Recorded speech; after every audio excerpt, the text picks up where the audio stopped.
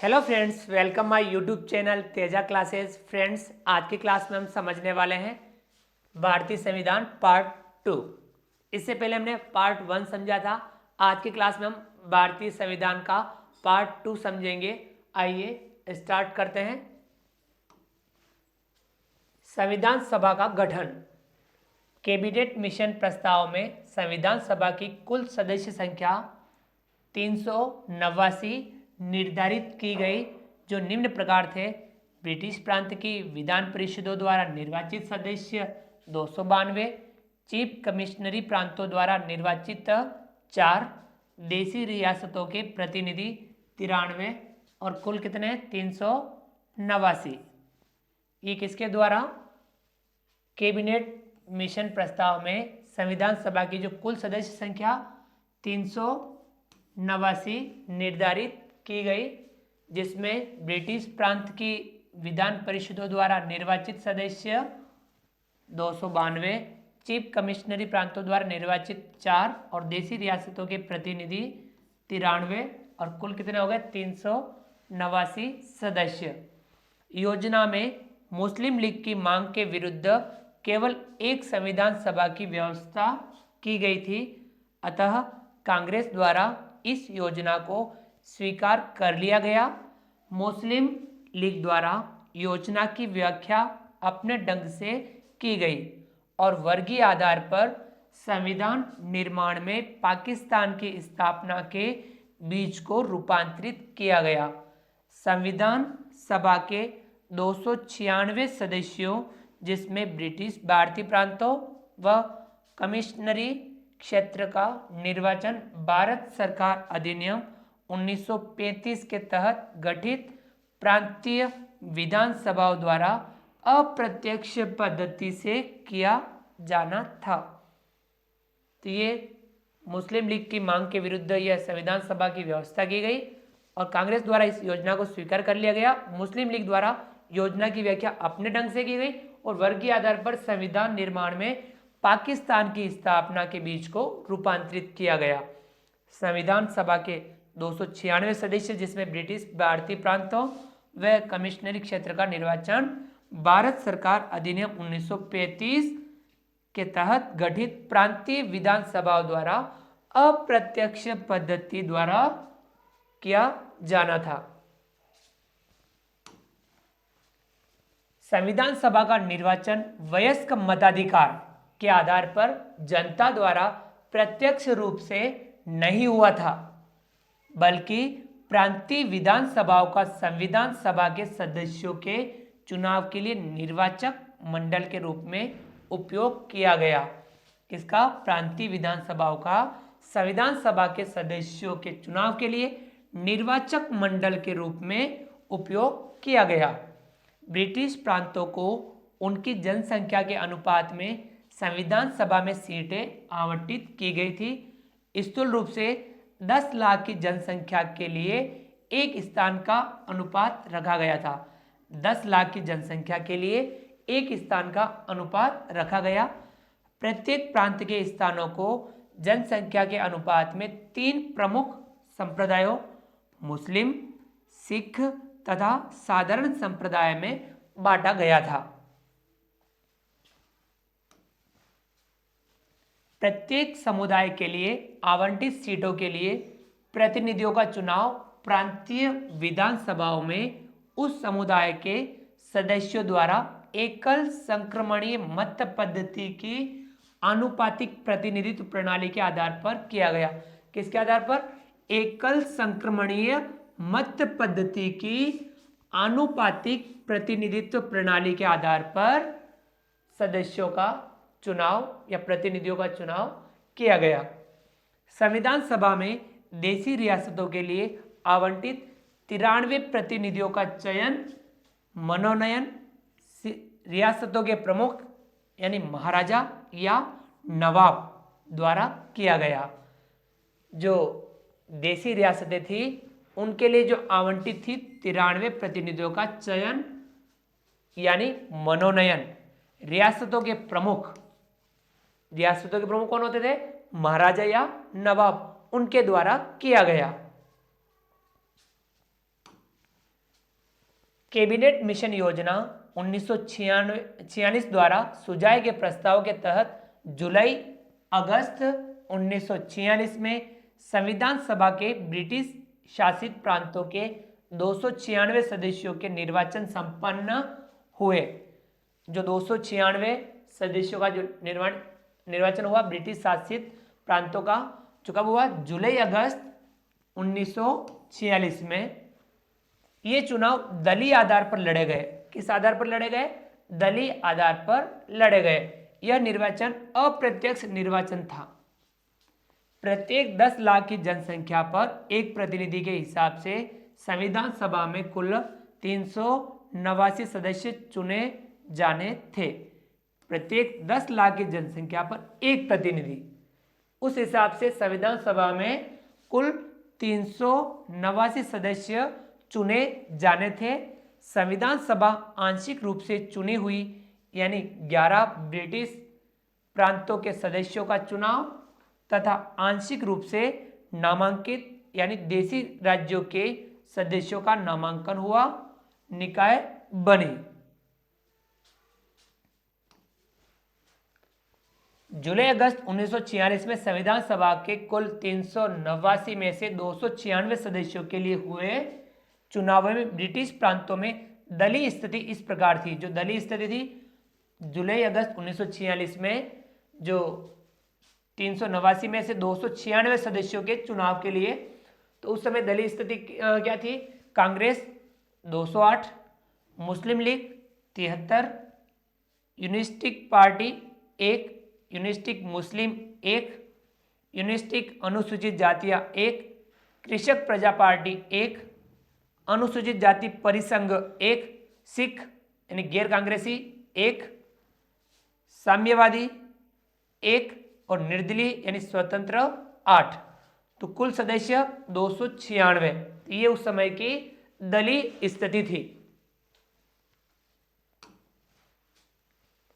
संविधान सभा में निर्वाचित सदस्यों में डॉक्टर बी.आर. अम्बेडकर जो बंगाल से चुने गए थे, जबकि महात्मा गांधी व मोहम्मद अली जिन्ना संविधान सभा के लिए नहीं चुने गए थे।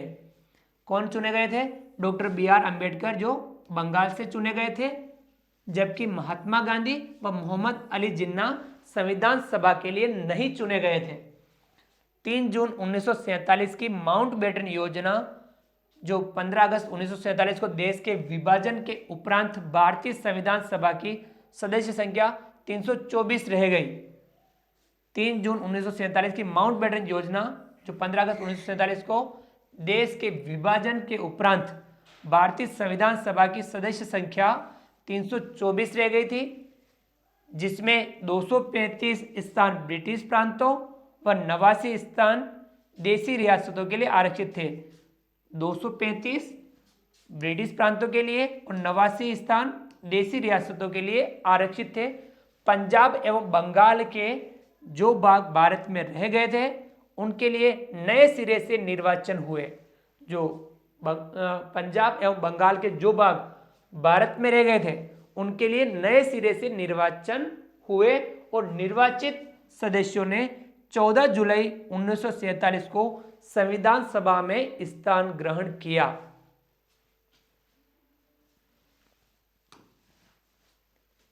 नवंबर 1949 में संविधान सभा की सदस्यता का विभिन्न प्रांतों एवं राज्यों में वितरण का रूप निम्नवत था। इस प्रकार से था, देखिए, ब्रिटिश प्रांत है, उनके कुल सदस्य मद्रास में 49, मुंबई 21, पश्चिमी बंगाल के 21, संयुक्त प्रांत 55, पूर्वी प्रांत 16, बिहार 36, मध्य प्रांत और बरार 17, असम 8, ओडिशा 9, दिल्ली 1, अजमेर मेरवाड़ा 1, कुर्ग 1, कुल 235 और देशी रियासती समूह जो थे उनके 89।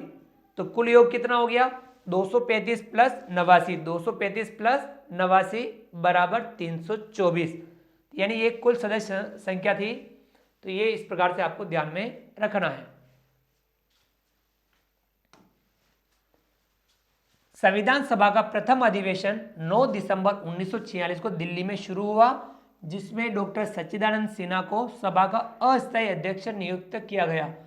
जो संविधान सभा की प्रथम अधिवेशन हुआ था 9 दिसंबर 1946 को, जो दिल्ली में शुरू हुआ, जिसमें डॉक्टर सच्चिदानंद सिन्हा को सभा का अस्थायी अध्यक्ष नियुक्त किया गया। एच.सी. मुखर्जी 24 जनवरी 1947 को संविधान सभा के उपाध्यक्ष बनाए गए। एच.सी. मुखर्जी 24 जनवरी 1947 को संविधान सभा के उपाध्यक्ष बनाए गए।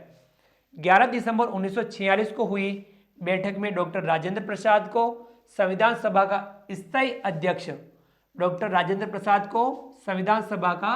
स्थायी अध्यक्ष चुना गया तथा बी.एन. राव को संविधान सभा के संवैधानिक सलाहकार के रूप में नियुक्त किया गया।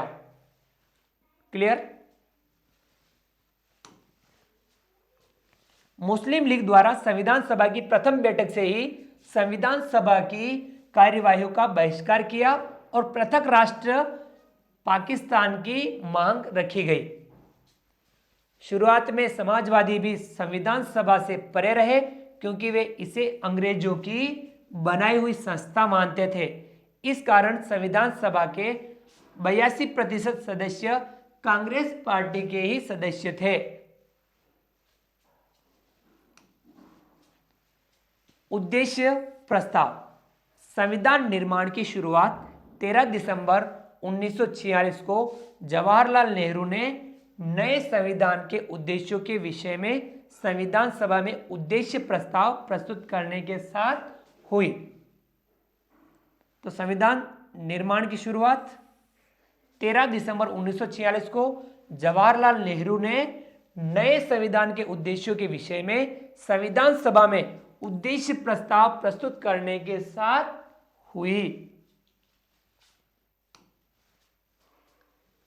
यह एक ऐतिहासिक प्रस्ताव था जिसमें स्वतंत्र भारत के संविधान के मूल आदर्शों की रूपरेखा प्रस्तुत की गई तथा वह फ्रेमवर्क सुझाया गया था जिसके तहत संविधान निर्माण का कार्य आगे बढ़ना था। इसमें भारत को एक स्वतंत्र प्रभुत्व संप्रभु गणराज्य घोषित किया गया था। इसी प्रस्ताव के आधार पर संविधान में समानता, स्वतंत्रता, लोकतंत्र, संप्रभुता और एक सार्वजनिक पहचान जैसी बुनियादी प्रतिबद्धताओं को शामिल किया गया। इसने संविधान के स्वरूप को काफी हद तक प्रभावित किया। इसके परिवर्तित स्वरूप से संविधान की प्रस्तावना या उद्देशिका बनी।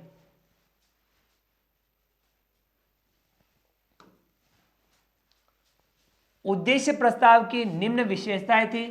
भारत एक स्वतंत्र संपूर्ण प्रभुसत्ता संपन्न गणराज्य होगा। भारत के सभी क्षेत्रों को मिलाकर एक संघ का निर्माण किया जाएगा। सरकार के सभी अंगों की शक्तियां जनता के माध्यम से प्राप्त की जाएगी। भारत के लोगों को सामाजिक, आर्थिक एवं राजनीतिक न्याय, अवसर की समानता तथा कानून के साथ सभी स्तरों पर व्यक्तियों की समानता, विचार व्यक्त करने, विश्वास, श्रद्धा, पूजा व व्यवसाय करने, संघ बनाने तथा कार्य की स्वतंत्रता प्रदान की जाएगी।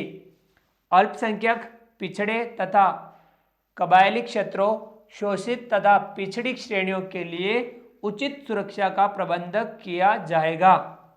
गणतंत्र की क्षेत्रीय पूर्णता को स्थापित रखा जाएगा तथा इसके जल तथा वायु के प्रभुसत्ता संपन्न अधिकारों को न्याय तथा अंतर्राष्ट्रीय कानून के अनुसार लागू किया जाएगा। इस उद्देश्य प्रस्ताव को संविधान सभा ने 22 जनवरी 1947 को सर्वसम्मति से स्वीकार कर लिया। स्वतंत्र भारत के संविधान की प्रस्तावना भी इन्हीं उद्देश्यों पर आधारित है। इसी में संविधान का दर्शन निहित है। देश के विभाजन के बाद भारत की संविधान सभा ने 324 सदस्य थे, परंतु बाद में केवल 299 सदस्य रह गए थे, जिनकी प्रथम बैठक 31 अक्टूबर 1947 को हुई। इन सदस्यों में से निम्न 6 सदस्यों की भूमिका महत्वपूर्ण रही थी? जवाहरलाल नेहरू, वल्लभ भाई पटेल, राजेंद्र प्रसाद, के एम मुंशी जो गुजरात से थे, अल्लादी कृष्णा स्वामी अय्यर जो मद्रास से थे, भीमराव अंबेडकर। इसमें भीमराव अंबेडकर प्रख्यात विधिवेत्ता और अर्थशास्त्री थे। ये संविधान की प्रारूप समिति के अध्यक्ष थे। संविधान की प्रारूप समिति के अध्यक्ष थे भीमराव अंबेडकर। इनके पास सभा में संविधान के प्रारूप को पारित करवाने की जिम्मेदारी थी। इन 6 सदस्यों को निम्न 2 प्रशासनिक अधिकारियों ने महत्वपूर्ण सहायता दी। पहला, BN राव, ये भारत सरकार के संवैधानिक सलाहकार थे और इन्होंने अन्य देशों की राजनीतिक व्यवस्थाओं का अध्ययन करके कई चर्चा पत्र तैयार किए थे। इन्हें संविधान निर्मात्री सभा का विधि सलाहकार बनाया गया था। दूसरा, SN मुखर्जी, इनकी भूमिका मुख्य योजनाकार की थी। मुखर्जी जटिल प्रस्तावों को स्पष्ट व सरल विधिक भाषा में व्यक्त करने की क्षमता रखते थे। तो इस प्रकार से हमने संविधान सभा के गठन के बारे में अध्ययन किया, इसके बारे में जाना समझा। तो आप भी इसको अच्छे से समझिए, इसका उपयोग कीजिए और संविधान को आप समझने का प्रयास कीजिए। इसको आप बारीकी से धीरे धीरे समझने का प्रयास कीजिए। तो फ्रेंड्स, उम्मीद करता हूं कि आपको हमारा आज का वीडियो पसंद आया होगा। वीडियो को लाइक कीजिए, चैनल को सब्सक्राइब कीजिए और अधिक से अधिक फ्रेंड्स तक आप हमारे इस वीडियो को शेयर जरूर कीजिए। मिलते हैं अगली क्लास में नए वीडियो नए कंटेंट के साथ में। तब तक के लिए थैंक यू, धन्यवाद, जय हिंद, जय भारत। आपका दिन शुभ रहे। Thank you.